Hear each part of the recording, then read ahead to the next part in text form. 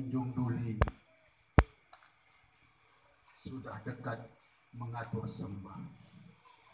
Dari tadi kami berdiri, punya ramai sudah datang ke rumah.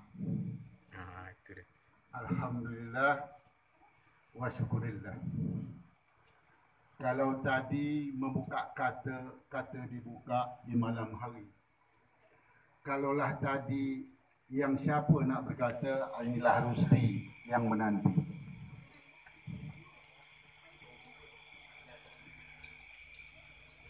Tadi tamu datang nak membuat sarang. Alhamdulillah batang kami rendang. Kalaulah hajat di hati nak disampaikan malam ini, silakan, sesungguhnya kami membuat sarang. Betul tak, Pak Haji? Betul. Tadi nak buat sarang kan? Disilakan betul lah. Kata-kata banyak yang nak diucap, tapi pada malam hari ini terbatas waktu. Cukuplah sepatah kata yang nak diucap. Jangan lama orang menunggu.